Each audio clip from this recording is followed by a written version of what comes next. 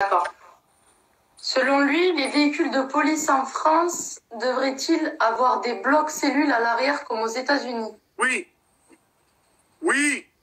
Est-ce que tu peux dire pour tout le monde, ceux qui ne connaissent pas, qu'est-ce que c'est qu'un bloc cellule?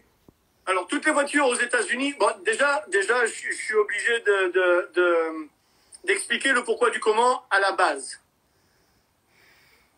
De par votre gouvernement et de par vos lois et de par vos... Je ne rentrerai pas dans les détails de ce fils de pute de pays. En fait, vous, même vous, en étant police, vous avez zéro droit.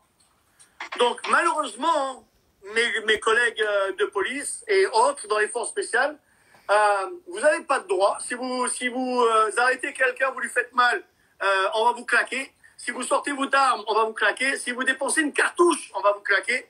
Si vous faites quelque chose envers le peuple, on va vous claquer. Si vous faites de la discrimination en quelque sorte, on va vous claquer. Donc vous avez le droit à rien du tout.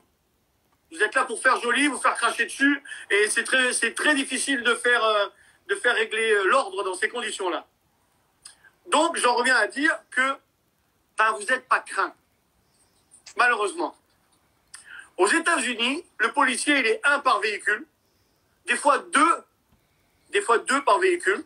Mais la différence, c'est qu'il est tellement craint que quand il sort de la voiture avec une arme à la main, tout le monde se chie, se pisse dessus et s'écarte du terrain parce que on se demande sur qui ça va tomber. Et même quand ils arrêtent les voitures de gang, ils leur demandent de descendre au point. Tout le monde descend du véhicule, tout le monde s'assied sur le trottoir et tout le monde ferme sa gueule parce qu'une balle, elle est vite perdue aux États-Unis et il y a 10 fois moins de paperasse qu'en France. Et que les balles, elles ne sont pas payées par le département, elles sont payées par moi.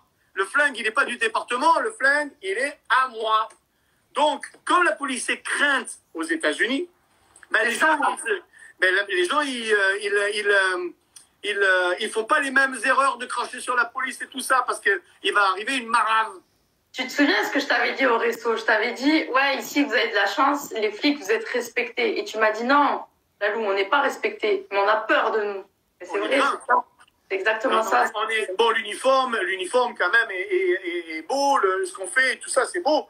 Mais on n'est pas respecté tant que ça, on est craint. Et on est tellement craint qu'on est craint jusqu'à l'extrême. Alors, est-ce que c'est bon, est-ce que c'est mauvais? Je ne suis pas là pour être le juge de ça, mais je préfère être craint et respecté que aimer être enculé. Donc, c'est très bien si on me craint. Au moins, on aura un peu le respect. Si ce n'est pas le mien de respect, c'est celui de l'uniforme. Mais quand même, quand j'enlève mon uniforme,